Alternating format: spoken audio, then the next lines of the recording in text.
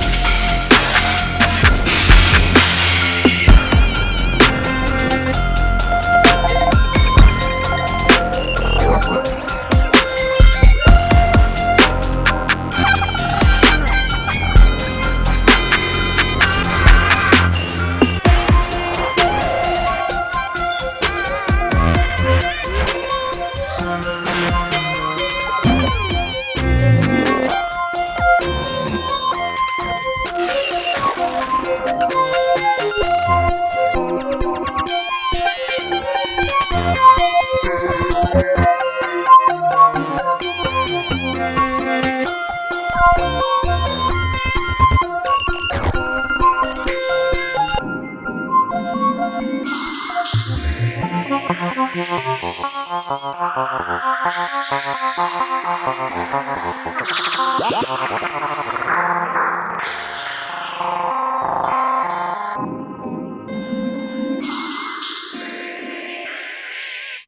so there's a little bit of noise in the background, but as you saw and heard, that this is a very good way of working, okay?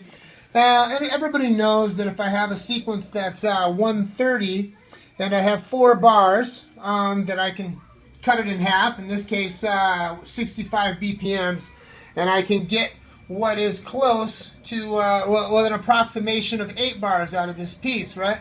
Now, the force tempo is at 130, okay? So basically, if I just want to sync one to the other, I can't use MIDI because then this will automatically, as the slave, be 130 BPMs.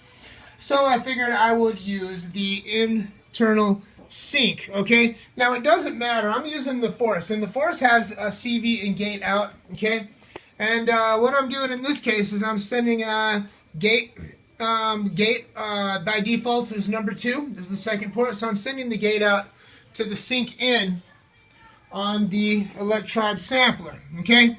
And because of that, okay, let me go to the, I created a CV channel here, okay? And by default, sorry, those lights are kind of in the way. By default, the CV port is 1, okay, I don't need that. And the gate port is 2, okay? And I'm sending it out. So what I did is I created a clip, okay? Where's that clip? I created a clip, and the clip has notes being sent out on eighth notes, okay? Or quarter notes, eighth notes, actually. I know that because I used the ARP to put the notes in, okay? It does not matter what notes. That effect is the camera, by the way. It doesn't matter what notes you use when you're doing the when you're just sending clock, okay? If I wanted to do this without the force, I wanted to do it with a different sequencer. Let's just say even the ESX. I would basically just send an eighth note, maybe a hi-hat or a snare, something loud enough, and I would send that audio out, maybe a separate audio output, like on the ESX it would be 3 and 4, and I would send that out, and that would go to the inputs of the Korg Electribe sampler, okay? So if I go into the global parameters, I've got the clock mode set to auto, so in order to make this work, I've got to set it to external sync, okay? A few more things. Right here, sync polarity, I've got it set to high, okay? And I don't know what sync polarity means because I haven't looked it up and I don't use sync that often, but I did try it on low and it didn't work, so I used it on high. The timing was off with low. The next thing, sync unit, 1 step. That means that it's going to get 1 sync unit and it's going to go 1 step for every pulse, every trigger that it receives.